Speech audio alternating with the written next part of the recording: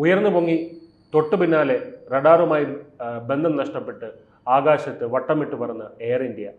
പിന്നീട് വിമാനം ചെന്നൈയിൽ അടിയന്തരമായി ഇറക്കാൻ നീക്കം. എന്നാൽ അവിടെയും പ്രതിസന്ധി. ലാൻഡിങ്ങിന് ശ്രമിക്കവേ റൺവേയിൽ മറ്റൊരു വിമാനം. ഭീതിയുടെ മണിക്കൂറുകൾ. 2 മണിക്കൂറോളം എയർ ഇന്ത്യ വിമാനം യാത്രക്കാരെ ഭയത്തിലാഴ്ത്തി. ജീവൻ തിരികെ കിട്ടില്ല എന്ന യാത്രക്കാർ ഭയപ്പെട്ട നിമിഷം. ഒടുവിൽ പൈലറ്റിൻ്റെ ഒരാളുടെ മാനസികാവസ്ഥ, മനസാന്നിധ്യം എന്നിവ കൊണ്ട് മാത്രം ചെന്നൈയിൽ ലാൻഡിംഗ് നടത്താൻ കഴിഞ്ഞു. ചെന്നൈയിലും ഇറക്കാനാകാതെ 1 മണിക്കൂറോളമാണ് ആകാശത്ത് വിമാനം വട്ടമിട്ട് പറന്നത്. ഈ സമയം അത്രയും യാത്രക്കാർ എല്ലാവരും ഭയന്ന് നിലവിളിക്കുകയായിരുന്നു.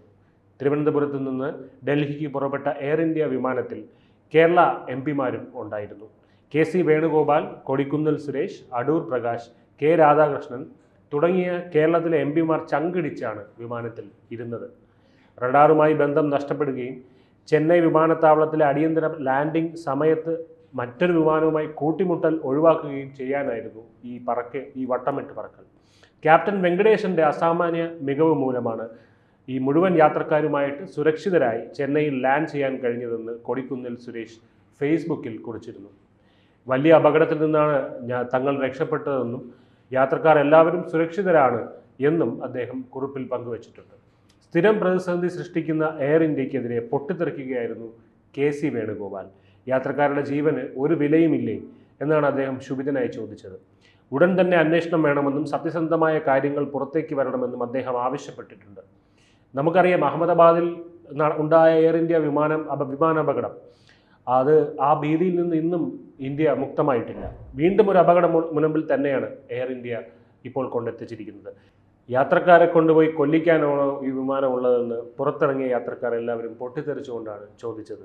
അഹമ്മദാബാദിൽ ഉണ്ടായ ഭീതി അത് ഓരോ യാത്രക്കാരൻ്റെയും ഉള്ളിൽ ഇപ്പോഴും മായാതെ കിടക്കുന്നു. കൊടിക്കുന്നിൽ സുരേഷ് പറയുന്ന ഒരു പ്രസ്താവന ഉണ്ടായിരുന്നു. ലാൻഡിംഗ് നടത്താൻ കഴിയാത്തൊരു സാഹചര്യം വന്നപ്പോൾ വിമാനത്തിനുള്ളിരുന്ന് എല്ലാവരും ദൈവത്തെ വിളിക്കുന്നുണ്ടായിരുന്നുവെന്നും അത്രത്തോളം ഭീതിജനകമായിട്ടുള്ള ഒരു അന്തരീക്ഷമായിരുന്നു 2 മണിക്കൂർ നേരം ഉണ്ടായതെന്നും അദ്ദേഹം വ്യക്തമാക്കുന്നു. എയർ ഇന്ത്യയുടെ 2455 വിമാനമാണ് ചെന്നൈയിൽ അടിയന്തര ലാൻഡിംഗ് നടത്തിയിരിക്കുന്നത്. കഴിഞ്ഞ ദിവസം വൈകിട്ട് 7:30 തിരുവനന്തപുരത്ത് നിന്ന് പറന്നുയർന്ന വിമാനം 1 മണിക്കൂറോളം വൈകിയാണ് അവിടെ നിന്ന് പുറപ്പെട്ടത്. 1 മണിക്കൂർ പറന്ന ശേഷമാണ് ഈ സാങ്കേതിക തകരാർ കണ്ടെത്തിയത്. തുടർന്നാണ് ചെന്നൈയിൽ ലാൻഡ് ചെയ്യാൻ നിർദ്ദേശം കിട്ടുന്നത്. ഓർക്കണം, 1 മണിക്കൂർ പറന്നതിന് ശേഷമാണ് വിമാനത്തിൻ്റെ സാങ്കേതിക തകരാർ ഐഡൻറ്റിഫൈ ചെയ്യാൻ പറ്റിയതെന്ന് പറയുമ്പോൾ അതിൻ്റെ ആ ഒരു സാങ്കേതികമായ പിഴവിനപ്പുറം അവിടെ ഒരു വീഴ്ച ഈ ഡിപ്പാർട്ട്മെൻറ്റിൻ്റെ കയ്യിൽ നിന്ന് ഉണ്ടായിട്ടുണ്ട് എന്നുള്ളത് വ്യക്തമാണ്. മറ്റൊരു വിമാനത്തിൽ യാത്രക്കാരെ ഡൽഹിയിൽ എത്തിക്കും എന്നാണ് ഇപ്പോൾ എയർ ഇന്ത്യ അധികൃതർ അറിയിച്ചിരിക്കുന്നത്. വിമാനം പറന്നുയർന്ന് ഏകദേശം 1 മണിക്കൂർ കഴിഞ്ഞപ്പോഴാണ് ഈ പൈലറ്റിൻ്റെ അറിയിപ്പ് വന്നത്. സാങ്കേതിക തകരാറുണ്ട് എന്ന് കേട്ടപ്പോൾ തന്നെ എല്ലാവരും ഞെട്ടി എന്ന് കെ.സി. വേണുഗോപാൽ പറയുന്നു. എന്നിട്ടും ലാൻഡിങ്ങിന് വീണ്ടും 1 മണിക്കൂറിലേറെ എടുത്തപ്പോൾ ശ്വാസം അടക്കി പിടിച്ചാണ് ഇരുന്നത്. 4 എംപിമാർ മാത്രമല്ലല്ലോ, ഇത്രയും യാത്രക്കാരുടെ ജീവനില്ലേ എന്നും കെ.സി. വേണുഗോപാൽ ചോദിക്കുന്നു. ചെന്നൈ വിമാനത്താവളത്തിന് മുകളിൽ പറന്ന് ഇന്ധനം തീരാറായപ്പോഴാണ് പിന്നീട് ലാൻഡിങ്ങിന് ശ്രമിച്ചത്. ലാൻഡിങ്ങിനായി ഇറങ്ങുമ്പോഴാണ് റൺവേയിൽ മറ്റൊരു വിമാനം ഉണ്ടെന്ന് അറിയിപ്പ് വരുന്നത്. ഞങ്ങളുടെ വിമാനം വീണ്ടും മുകളിലേക്ക് പറന്നു. ഇതോടെ സാങ്കേതിക തകരാറിനപ്പുറം ആശയവിനിമയത്തിലും പ്രശ്നങ്ങൾ ഉണ്ടായിരുന്നു എന്ന് മനസ്സിലായി. പൈലറ്റിൻ്റെ മനസാന്നിധ്യം ആണ് ഞങ്ങൾക്ക് തുണയായത്. ചെന്നൈയിൽ ഇറങ്ങിയ ഉടൻ അധികൃതരെ വിളിച്ച് ശക്തമായ ഭാഷയിൽ പ്രതിഷേധം അറിയിച്ചതായും ഔദ്യോഗിക അന്വേഷണം ആവശ്യപ്പെട്ട് പരാതി നൽകുമെന്നും കെ.സി. വേണുഗോപാൽ പറഞ്ഞു. രക്ഷപ്പെട്ടത് മഹാഭാഗ്യം കൊണ്ടായിരുന്നു എന്നായിരുന്നു അടൂർ പ്രകാശിൻ്റെ പ്രതികരണം. ചെറിയൊരു കാര്യമാണോ സംഭവിച്ചത്? പറന്നുയർന്ന് 1 മണിക്കൂർ കഴിയുമ്പോഴാണ് ഒരു തകരാർ വിമാനത്തിലുണ്ടെന്ന് പോലും ഇവർക്ക് മനസ്സിലായത്. അങ്ങനെയാണ് അനൗൺസ്മെൻറ്റ് വരുന്നത്. ചെന്നൈയിൽ അടിയന്തര ലാൻഡിങ്ങിനുള്ള ശ്രമവും തുടങ്ങി എന്ന് പൈലറ്റ് അനൗൺസ് ചെയ്യുന്നുണ്ടായിരുന്നു. എന്നാൽ എന്നിട്ടും കഴിയുന്നില്ല. വീണ്ടും 1 മണിക്കൂർ ഇങ്ങനെ പറക്കേണ്ടി വരിക, നിലത്തിറങ്ങാൻ കഴിയുമോ എന്ന് പോലും ആശങ്കയായിരുന്നു. ഒന്ന് ഓർത്ത് നോക്കണം, ആ സമയം വിമാനത്തിലുണ്ടായിരുന്ന ഓരോ മനുഷ്യരുടെയും മാനസികാവസ്ഥ എന്തായിരുന്നിരിക്കും. എല്ലാവരും കരഞ്ഞു വിളിക്കുന്നുണ്ടായിരുന്നു. സ്ത്രീകൾ സ്വന്തം മക്കളെ ചേർത്ത് പിടിക്കുന്നുണ്ടായിരുന്നു. കുറേയധികം പേർ പ്രാർത്ഥിക്കുകയായിരുന്നു. എന്നിട്ടും യാത്രക്കാർ പരിഭ്രാന്തരാകാതിരിക്കുന്നതിന് വേണ്ടി പൈലറ്റ് ഇടയ്ക്കിടെ നിർദ്ദേശം നൽകിക്കൊണ്ടേയിരുന്നു. ആരും ഭയക്കേണ്ടതില്ല, എങ്ങനെയും ചെന്നൈയിൽ ലാൻഡ് ചെയ്യിക്കും എന്നൊക്കെ പൈലറ്റ് അറിയിക്കുന്നുണ്ടായിരുന്നു. പിന്നീടാണ് അത് ലാൻഡ് ചെയ്യാൻ സാധിച്ചത്. തിങ്കളാഴ്ച ഡൽഹിയിൽ നടക്കുന്ന പ്രതിപക്ഷ എംപിമാരുടെ പ്രതിഷേധ പരിപാടിയിൽ പങ്കെടുക്കാൻ പുറപ്പെട്ടതായിരുന്നു ഈ എംപിമാർ. കേരളത്തിൽ നിന്നുള്ള എംപിമാരെ കൂടാതെ തമിഴ്നാട് എം പി റോബർട്ട് ബ്രൂസും ഇതേ വിമാനത്തിൽ തന്നെ ഉണ്ടായിരുന്നു. ഗുരുതര സുരക്ഷാ വീഴ്ചയാണ് ഉണ്ടായത്. ഞങ്ങൾ സഞ്ചരിച്ച വിമാനത്തിൽ പരിശോധന നടത്തുന്നു എന്നാണ് പറഞ്ഞത്. വലിയ അപകടത്തിൽ നിന്ന് കരകയറിയാണ് ഞങ്ങൾ എല്ലാവരും വിമാനത്തിൽ കയറിയിരിക്കുന്നത്. പകരം ഉള്ള വിമാനത്തിൽ കയറിയിരിക്കുന്നത്. പൈലറ്റായ ക്യാപ്റ്റൻ വെങ്കടേശന്റെ മികവ് അഭിനന്ദനാർഹമാണ്. അടൂർ പ്രകാശ് മാധ്യമങ്ങളോട് പ്രതികരിച്ചത് ഇങ്ങനെയാണ്. ഇതിനിടെ വിമാനം ചെന്നൈയിൽ അടിയന്തര ലാൻഡിംഗ് നടത്തിയതിൽ വിശദീകരണവുമായി എയർ ഇന്ത്യ രംഗത്ത് വന്നിട്ടുണ്ട്. അതായത് റൺവേയിൽ മറ്റൊരു വിമാനം ഉണ്ടായിരുന്നില്ല, അങ്ങനെ ഉണ്ടായിരുന്നു എന്നുള്ള വാദം എയർ ഇന്ത്യ തള്ളിക്കളയുകയാണ്. എയർ ഇന്ത്യ ഇവിടെ സംഭവിച്ചത് ഗോ റൗണ്ട് എന്ന് പറയുന്ന ഒരു പ്രക്രിയയാണ് എന്നാണ് എയർ ഇന്ത്യ വിശദീകരിച്ചിരിക്കുന്നത്.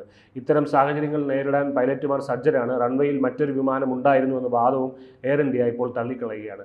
ചെന്നൈ ATS നിർദ്ദേശിച്ചതിനാലാണ് വീണ്ടും വിമാനം ഉയർത്തിയത്. റൺവേയിൽ മറ്റൊരു വിമാനം കാരണം ലാൻഡിംഗ് ശ്രമം അവസാന നിമിഷം ഉപേക്ഷിച്ചെന്ന വിമാനത്തിലെ ജീവനക്കാർ അറിയിച്ചു എന്നാണ് MPമാർ പറഞ്ഞത്. സാങ്കേതിക പ്രശ്നത്തെ തുടർന്നുള്ള മുൻകരുതലിലായാണ് ചെന്നൈക്ക് വഴിതിരിച്ചു വിട്ടതെന്നും അടിയന്തര ലാൻഡിംഗ് നടത്തിയെന്നുമാണ് എയർ ഇന്ത്യ ഇപ്പോൾ പറയുന്നത്. ചെന്നൈയിൽ തന്നെയാണ് വിമാനത്തിൻ്റെ പരിശോധന നടത്തുന്നതെന്നും പകരം സൗകര്യം സജ്ജമാക്കിയിട്ടുണ്ടെന്നും എയർ ഇന്ത്യ വക്താവ് വ്യക്തമാക്കിയിരിക്കുകയാണ്. MPമാരടക്കം 160 പേരുടെയും പരിശോധന പൂർത്തിയായെന്നും ഇവരെ മറ്റൊരു വിമാനത്തിൽ അവർ യാത്ര ക്രമീകരിച്ചു കഴിഞ്ഞുവെന്നും എയർ ഇന്ത്യ വക്താവ് പിന്നീട് വ്യക്തമാക്കുകയായിരുന്നു. സാങ്കേതിക തകരാറിൻ്റെ കാരണം കണ്ടെത്തുന്നതിനായിട്ട് എയർ ഇന്ത്യ ആഭ്യന്തര അന്വേഷണം പ്രഖ്യാപിച്ചിട്ടുണ്ട്. കൂടാതെ directorate general of civil aviation സംഭവത്തെക്കുറിച്ച് വിശദമായ അന്വേഷണത്തിനും നീക്കം തുടങ്ങിയിട്ടുണ്ട്. ഒരു വിമാനാപകടമെന്ന് കേൾക്കുമ്പോൾ ഇപ്പോൾ ഓരോ ഇന്ത്യക്കാരനും ഭയമാണ്. എല്ലാവരുടെയും ഉള്ളിൽ അഹമ്മദാബാദിൻ്റെ ഓർമ്മകളാണ് ഇപ്പോൾ വരുന്നത്. അഹമ്മദാബാദിൽ നടന്ന ആ വിമാനാപകടം നമ്മൾ അതിൽ കണ്ട കത്തിക്കരിഞ്ഞ മൃതദേഹങ്ങളും മറ്റും അതിൻ്റെ ഒരു ഭീതിയുണ്ട്. അത് ഇന്നും ഇന്ത്യയിലെ ജനങ്ങൾ മറന്നിട്ടില്ല. പ്രിയപ്പെട്ടവരെ നെഞ്ചോട് ചേർത്ത് പിടിച്ച് കരയുന്ന കുറേയധികം മനുഷ്യർ, ഒരാളൊഴികെ ബാക്കി എല്ലാവരും അന്ന് ആ അപകടത്തിൽ മരണപ്പെട്ടിരുന്നു. ആ പ്രദേശത്ത് വിമാനം ഇടിച്ചു കയറുന്ന സമയത്ത് അവിടെ ഉണ്ടായിരുന്ന പലരും മരണപ്പെട്ടിരുന്നു. ആ ബിൽഡിങ്ങിലുണ്ടായിരുന്ന പലരും മരണപ്പെട്ടിരുന്നു. പിന്നെ പച്ച മാംസത്തിൻ്റെ ഗന്ധമായിരുന്നു അഹമ്മദാബാദ് വിമാനത്താവളത്തിന് സമീപം കുറച്ച് നാളുകളുണ്ടായിരുന്നത്. ആ ഒരു ഭീതി നമുക്ക് ഒരിക്കലും മറക്കാനാകില്ല, അത്ര പെട്ടെന്ന് മറക്കാനാകില്ല. ഇതുവരെയും നമുക്ക് ആ ഞെട്ടൽ വിട്ടുമാറിയിട്ടില്ല എന്ന് തന്നെ പറയേണ്ടി വരും. 2025 ജൂൺ 12 അഹമ്മദാബാദിലെ സർദാർ വല്ലഭായ് പട്ടേൽ അന്താരാഷ്ട്ര വിമാനത്താവളത്തിൽ നിന്ന് ടേക്ക് ഓഫ് ചെയ്ത ഉടൻ എയർ ഇന്ത്യയുടെ ബോയിങ് 787 ഡ്രീം ലൈനർ വിമാനമാണ് തകർന്നു വീണത്.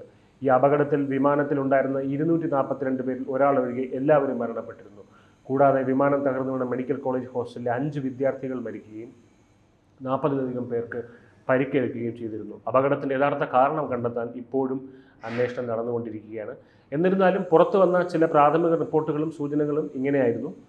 എഞ്ചിനുകളുടെ പ്രവർത്തനം നിലച്ചു. വിമാനം പറന്നു വരുന്ന നിമിഷങ്ങൾക്കകം 2 എഞ്ചിനുകളുടെയും പ്രവർത്തനം നിലച്ചതാണ് അപകടത്തിന് കാരണമായതെന്നാണ്. പ്രാഥമിക റിപ്പോർട്ടിൽ പറഞ്ഞിരുന്നത് എഞ്ചിനിലേക്കുള്ള ഇന്ധന വിതരണം നിലച്ചതാണ് ഇതിന് പ്രധാന കാരണം. ഇന്ധന നിയന്ത്രണ സ്വിച്ചുകൾ ഓഫ് ചെയ്യപ്പെട്ടിരുന്നു എന്നാണ് കണ്ടുപിടിച്ചിരുന്നത്. വിമാനത്തിലെ ഇന്ധന നിയന്ത്രണ സ്വിച്ചുകൾ ഓഫ് ചെയ്തതാണ് എഞ്ചിനുകൾ നിലയ്ക്കാൻ കാരണമെന്ന് അന്വേഷണത്തിൽ കണ്ടെത്തിയതെന്ന് മറ്റൊരു നിഗമനവും ഇതിനോടൊപ്പം വന്നിരുന്നു. ഈ സ്വിച്ചുകൾ എങ്ങനെയാണ് ഓഫായതെന്ന് വ്യക്തമല്ല. കോ പൈലറ്റ് വിമാനം നിയന്ത്രിക്കുമ്പോൾ ഒരു സെക്കൻഡിൻ്റെ വ്യത്യാസത്തിൽ 2 എഞ്ചിനിലേക്കുള്ള സ്വിച്ചുകൾ ഓഫ് പൊസിഷനിലേക്ക് മാറിയതാണെന്നും റിപ്പോർട്ടിൽ പറഞ്ഞിരുന്നു. പിന്നീട് ഒരു സൂചന പുറത്തു വന്നത് പൈലറ്റുമാരുടെ പിഴവായിരുന്നു എന്നായിരുന്നു. വിമാനം പറന്നു വരുമ്പോൾ സാധാരണഗതിയിൽ ചക്രങ്ങൾ അകത്തേക്ക് വലിക്കേണ്ടതായിട്ടുണ്ട്. എന്നാൽ അപകട സമയത്ത് വിമാനത്തിൻ്റെ ചക്രങ്ങൾ താഴ്ന്ന നിലയിലായിരുന്നു എന്നും വീഡിയോ ദൃശ്യങ്ങളിൽ നിന്ന് മനസ്സിലാക്കാൻ കഴിഞ്ഞിട്ടുണ്ട്. ഇതൊരു പൈലറ്റ് പിഴവായിരിക്കാം എന്നാണ് ചില റിപ്പോർട്ടുകൾ പുറത്തു വന്നത്. പൈലറ്റുമാരുടെ ഭാഗത്തു നിന്നുണ്ടായിരിക്കുന്ന മറവിയും അപകടത്തിന് കാരണമായേക്കാമെന്ന് റിപ്പോർട്ടിൽ പറഞ്ഞിരുന്നു. ഈ റിപ്പോർട്ടുകൾക്കെതിരെ എന്തായാലും പൈലറ്റിൻ്റെ അസോസിയേഷൻ ഓഫ് ഇന്ത്യ രംഗത്തെത്തിയിരുന്നു.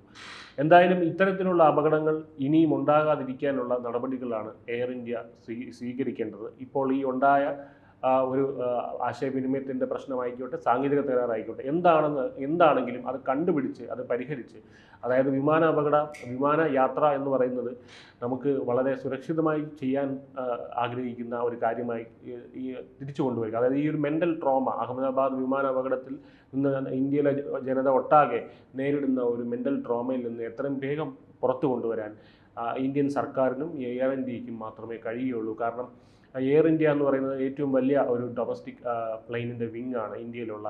അപ്പോൾ അത്തരത്തിലുള്ള നമ്മുടെ എയർ ഇന്ത്യ വിമാന യാത്രകൾ വളരെ സുഗമമാക്കാൻ ഇത്തരത്തിൽ അതായത് നമ്മുടെ ഒരു സേഫ്റ്റിയെ പറ്റി മറന്നുകൊണ്ട് തന്നെ നമുക്ക് സഞ്ചരിക്കാൻ പറ്റുന്ന മറ്റെല്ലാ മാർഗ്ഗങ്ങളിലും, അതായത് കപ്പലിലായിക്കോട്ടെ, ട്രെയിനിലായിക്കോട്ടെ, ബസ്സിലായിക്കോട്ടെ, അവിടെയെല്ലാം തന്നെ വളരെ സുഗമമായി സഞ്ചരിക്കാൻ പറ്റുന്ന, സേഫ്റ്റിയെ പറ്റി പോലും ഓർക്കാതെ സുഗമമായി സഞ്ചരിക്കാൻ പറ്റുന്നത് പോലെ എത്രയും പെട്ടെന്ന് നമുക്ക് നമ്മുടെ വിമാനങ്ങളിലും അങ്ങനെ സഞ്ചരിക്കാൻ പറ്റുന്ന ഒരു സാഹചര്യം ഉണ്ടാകട്ടെ.